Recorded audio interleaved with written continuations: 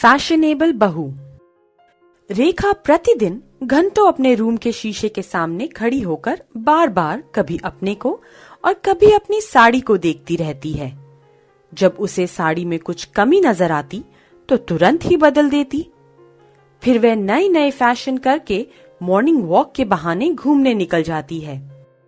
क्योंकि बिमला पुराने ख्यालों की औरत होती है, उसे यह चकाचौंध तनिक भी रास नहीं आता।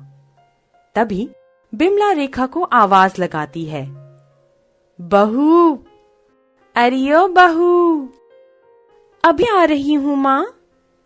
कुछ देर बाद रेखा आती है और माँ से बोलती है, हाँ माँ, बोलो, क्या बात है? बहू, तुम कहीं जा रही हो क्या, जो इतना सजी धजी हो?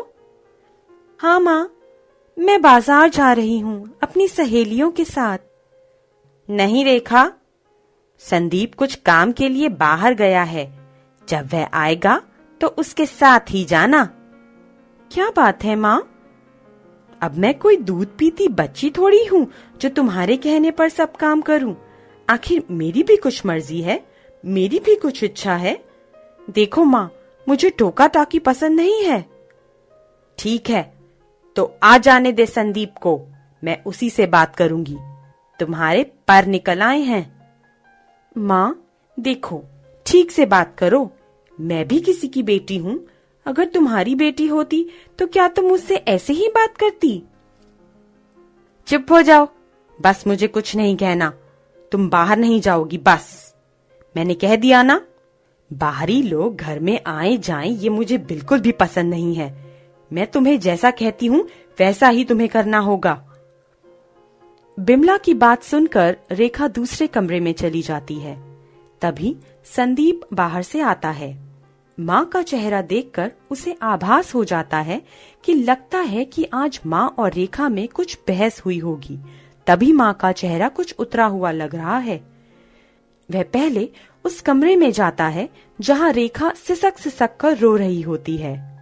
बस फिर क्या था? संदीप सारी बात समझ जाता है और माँ के पास जाता है। माँ से कहता है, माँ, तुमने रेखा से क्या कह दिया जो वह रो रही है? देखो माँ, रेखा एक पढ़ी लिखी आज के जमाने की लड़की है। उसे बंद कर रहना तनिक भी पसंद नहीं है। वो शहरी लड़कियों की तरह बनकर रहना चाहती है, तो इसमें बुरा ही क्या है? देखो बेटा, रेखा को इतनी छूट नहीं देनी चाहिए, नहीं तो ये हाथ से निकल जाएगी। फिर कोई ऊंच नीच हो गई ना तो मुझे मत कहना। हाँ, बोल देती हूँ। ठीक है माँ, तुम चिंता ना करो और अपना ख्याल रखो। अच्छा माँ, मैं ऑफिस जा रहा हूँ। किसी चीज की जरूरत हो तो बता देना, लौटते हुए लेता आऊंगा। ठीक है बेटा, तो तुम आते समय धूप बत्ती लेते आना।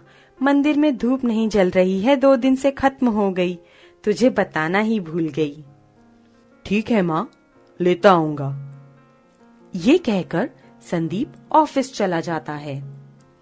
इधर संदीप के ऑफिस जाने के बाद रेखा की 3 सहेलियां उससे मिलने उसके घर आती हैं।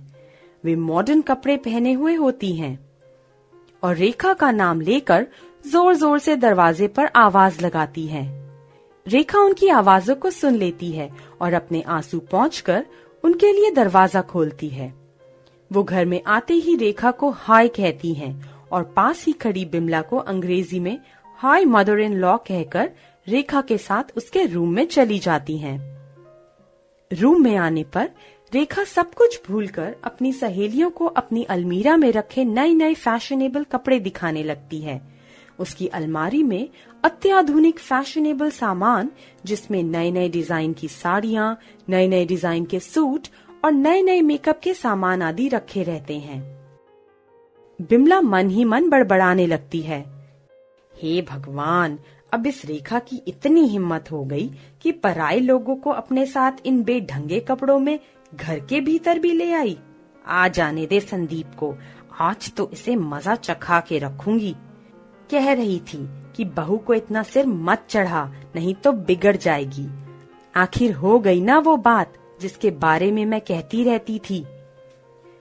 तभी रेखा अपनी सासू माँ को अपने रूम से ही जोर से आवाज लगाकर बुलाती है। बिमला उसके कमरे में आती है तो रेखा कहती है, माँ इनसे मिलो, ये मेरी फ्रेंड टीना है और वो परी है। ये दोनों हमारी ही कॉलोनी में रहती हैं।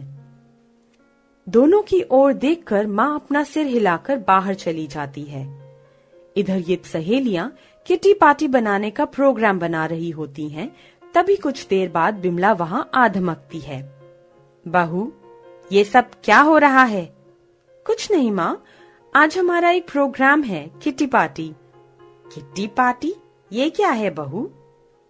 माँ, तुम नहीं समझोगी। बिमला मन ही मन कहती है, आने दे संदीप को, आज तेरी किट्टी पार्टी मनवाती हूँ।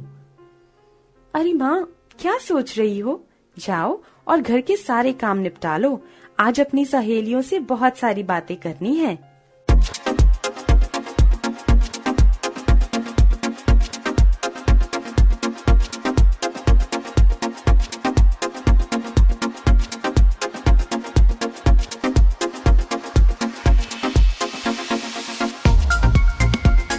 देर रात तक किटी पार्टी चलती है और संदीप अभी तक नहीं आता तो माँ को चिंता होने लगती है।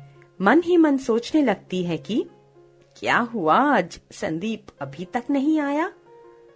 किटी पार्टी खत्म हो जाती है और रेखा की तीनों सहेलियां अपने अपने घर चली जाती हैं। उनके जाने के कुछ ही देर बाद संदीप आ जाता है। देख बेटा, देख तेरी बीवी के चाल चलन मुझे कुछ ठीक नहीं लग रहे हैं। जिन्हें मैं नहीं जानती उन्हें घर पर लाकर पार्टी दे रही है। देखो कैसी बीवी लाए हो तुम। क्या कह रही हो माँ? आप अपने काम से काम रखो। मैं तो आपके काम में कुछ बोलने नहीं जाती, तो तुम क्यों मेरे काम में टांग अड़ाती हो?